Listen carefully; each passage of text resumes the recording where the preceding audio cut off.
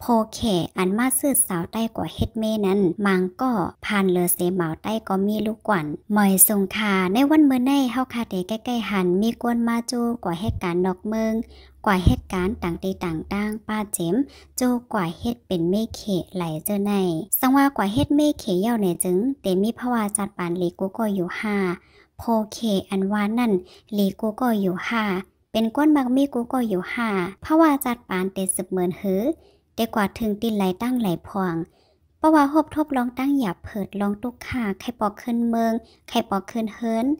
ตาได้ย้อนตั้งจอยเทียมตาได้เอาตัวเจ้าเก่ารอดออกมานั่นมีลองตั้งหยาบเผิดจึงหือในตอนในต้องถามไว้ใจกวนจุ้มตรงหนึ่งจอยเทียมแกดแขเพก้นกาก้นไว้หนังไหนคะอค่ะเพราะว่ามาด้วยอันก้นเมืองใต้เฮาค่ะก้นหนุ่มอันถูกญาติเรียนกว่านะคะเนาะมันแต่มีมาจะมือปีไหลปะยอก็ต่อพอถึงมือเหลียวในมันตื้อหาวแห้งมาให้นั่นติ๊ๆค่ะเนาะเลยว่าจังนั้นค่ะก็ที่วันได้แตกเรื่องเอาลายมือปานกูปล่อยมือเหลียวในเนาะล้วนนายยิงใต้เฮาถูกจ่อเรียนกันนอกเมืองในมันจะว่าครึ่งกลางมีหนังเก่าเนาะอันมีได้มันก็เปลี่ยนมาครึ่งหน่อยอ่ะดังมึงมาเนี่ยอันจ่อเรียนกันดังมึงไทยก็มีอันก็ดังมึงเขก็มีนั่นน่ะเนาะไปก็ไหว้หลังมาเนี่ยอันเฮาหันเฮาแห้งกว่าในโจกันกับเหตุการณ์ออนไลน์นั่นน่ะเนาะออนไลน์อีกในออนไลน์อันสแกมอันที่เขาเรียนกันออนไลน์เหตุการณ์ออนไลน์ฉะนั้นออกเป็นไม้ในอันจ่อเรียนกันกว่าทั้งเมืองเขก็หนักห้างนำมาเลยเก่านั่นน่ะเนาะอันนี้เลยว่าป้ายสีซองเอง21มากกันเนาะเพราะว่าติดแตกด้วยก็มันก็วันเมืองสุขสักเรื่องหากินในวันนั้นเมืองเฮาค่ะก็อยากอะไรเนาะเรื่องหาเรื่องต้องจังได๋ก็อยากกินมาให้แหละคนหนุ่มเฮาค่ะก็มีตั้งเลิกถามว่าสิเลยเป็นเนาะเป็นมาจบมาตับอ่อนกันกว่านอกเมืองนี่ก็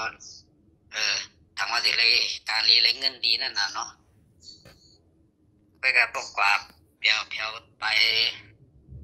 ลองตีต่างว่าต่างเมืองมาเนี่ยมันจังหนังเมืองไทยเมืองเขียเนี่ยมันอันเฮาหันเนี่ยมันเลยตุกขะเนาะแล้วก็เลย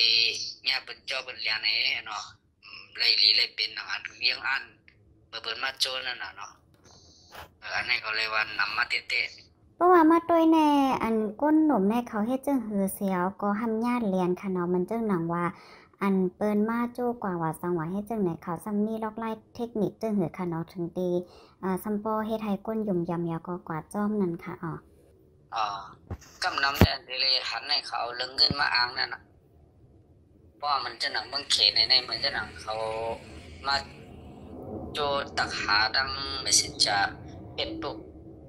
หลวนยิงสาวกล้องในกล้องย่อก็ส่งลิงก์ข้อความหาบ่ใครก็เฮ็ดมีเราบ้านเขว่าได้เงินก็นั่นก็ได้ว่าเนี่ยเอาเงินมันเป็นเงินเขน่ะเนาะก็มาสอนเป็นเงินมันก็ตกน้ำนั่นน่ะมันจะหนังได้เงินเหลือ 20,000 ว่ะก็เคยอยู่ครึ่งว่าได้เป็น 40,000 60,000 ว่ะมันจังนั้นน่ะมันบอกว่าเขาเงินมาอ้างแล้วก็เพราะกับแถวดีมันเขียวใครอะไรใครกินใครเป็นทางในก็เล่าบ้านเขาเขเขาได้ซื้อบันดีเฮ็ดบันโบราณเนี่ยมันเป็นหนังลายโจแลนเขาใช่เนาะก็ด้วยโอลาดเนี่ยมันหนังในลิกันเขาส่งหากันแล้วก็โจกันกันนั่นนะไปกับพวกกับเพียวเตี้ยวเนี่ยมันจะเงินกาโตอันเขากับขายใช่เนี่ยนะคำปันขึ้นเดียนหลวนนั่งยิงเขาจะในขึ้นเขากว่ามาปองมูลในเตี๋ยชุดใน 40,000 50,000 เพราะว่าหางลีหางเล่าว่าเพราะนาตาลีว่าเตียนเล่าบ้านเขาเจกในก็ซ้ำอะไรเป็น 7-8 หมื่นเป็นแสนในก็มีนะมันก็เนี่ยนะอันที่เขาโจเรียนกับมังเขเนี่ยไปกับเงินจะได้ไม่เขียวเขากับมดมันคำปันเตียนตัวน้องอันเขาโจอันกานั่นเองบางเจ้าก็รถเด็บปันเพราะอะไร7-8 หมื่นในปันใน10,000 20,000ที่ไหนก็เงินเอา10,000ในหาลายกว่า อยู่ในเกณฑ์ในนาเขาเฮ็ดกินหมดอ่ะมีเขียวเขาเฮ็ดกินหมดกำในแหละอันที่หรือได้พังได้ก็มันเป็นจังคือล่ะในเฮาอย่าไปยุ่งเป็นงานนั่นน่ะเนาะอันที่เป็นตักเป็นมาลัดมาโจเฮาว่าบ่กว่าเฮ็ดเมลาบ้านเขตเคยมาขึ้นเฮิรนมื้อไรก็ไรแต่เลยเงินก็นั่นก็ได้มาในมันเป็นเขาอ้างนะเพราะว่าจำหนังบีเคยเขาเลยจอยมาเลยกำแถมมาเลยเฮ็ดสืบถามด้วยข้อมูลนั้นเตือนฮอดกับแถวเมืองเขนั่นเนาะเขาเลยตุกเลยกินเนี่ยมันก็กับแถวที่เมืองเขียวในแต่เด็ดติดต่อกับสืบตั้งเฮิรนไงก่อนแหละพงเขาจะในก็มีเขียวจะในเขายึดเอาหมดสิมาหมดเดี๋ยวก็ลาวบ้านเขียวเขาพูดน่ะเนาะย้อนเบื่อเขาจ้อยแล้วกันก็จ้างเปิ้นก็จ้อยเหรียญมาเนี่ยซื้อมาเนี่ยเขาโกปายเพิ่นก็อยู่มาเนี่ยพงนั้นมันได้ยิบเขาสิมาหมดอ่ะก็ดีเลี้ยงพงหังจังได๋ก็เขาปันจักป้อมอยู่หึงบักปี2ปีมีลูกปันเขายาวกว่าเขายุ่มยามใจว่าเนี่ยมันเต็มปลายอ่ะมันมีลูกจับเฮาอ่ะนี่บ่ว่าสินั่นก่อนเขาต้องได้ปันจักพงจักหังติดต่อกับสืบตั้งหาตั้งหอตั้งเฮิรนนะกำแหน่มันก็ได้หายหลายลงกัน6ปีมันเด้อ2-3ปี4-5ปีจังได้เลยมีตื้อตั้งกับสืบมาหาตั้งเฮิรนมาหาปอเมอันอยู่ตั้งเฮิรนก็พูดทางรู้ล่างเลยก็หาอะไรตายเอาอยู่ดิตามหาก็บ่ได้เนาะสืบหาก็บ่ได้มันเป็นเช่นนั้นไว้อันดีเขาเลยถ้าผู้ขันจำนั่นน่ะเนาะมันเจอก็เลยกว่าจะว่าเลยกับเลยโพลีเลยไม่เงินให้เขาใครกินใครจ่ายอะไรเงินคือเลยปนิจกปันเฮาง่ายๆลมๆมันจะหน่อยเฮาถางแล้วเจอกันเนาะเขเขาได้มันก็ได้ผ่านหรือคนเมืองใต้เฮาก็ยังมีเขามาเอาเมใต้เฮาเองก็เฮ็ดเมเขเขาได้นะเขาตัวเต็มมีเงินมาหล่อมาซื้อเอาไว้มันก็มีเงินแน่ทำไปก็ยืมเปิ้นให้มาซื้อเฮาน่ะเนาะเฮาก็แผ่วต้องพูดให้คำได้เฮ็ดการใช้นี่เขาขึ้นบางเจ้านี่ก็อยู่จำเนื้อห้วยเนื้อลอยเฮ็ดสวนเขาเขียวเนาะเฮ็ดสวนผักเยอะนั่งเขียวเนาะสวนนั้น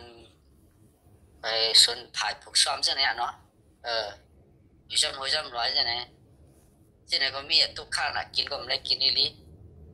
เลยเฮ็ดการเนาะหอการเนี่ยมันก็เลยเฮ็ดการสวนการนั้นเลี้ยงปลาโอ้เขาเฮ็ดการเลี้ยงปลาบ่มีเขเขานั้นปลาทางจังได๋ก็มี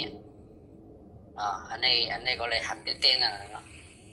บางซื่ออันกามให้เลยนั่นแน่เพราะว่ากะญาผู้ใจเขโพเขียนไอ้จังปีเนาะปอทุกๆแหมๆว่า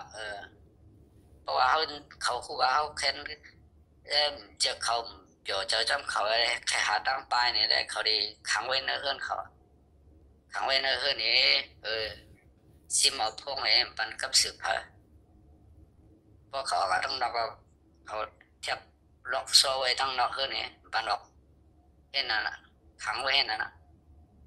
เขาก็ได้ปันกินจำตาละตานั่นให้นั่นแกเงินอย่างเงินนึงบอกอะไร10ยันว่า20ยันว่านี่แกคำปันนำเขาก็ว่าบ่มีเงินเฮามีเงินนำเขาได้จังไปเขาได้หลักไปเขาจะได้เนี่ยเขเขาพูดนะเนาะก็ไม่ได้เรื่องจะไหนโอ้เขา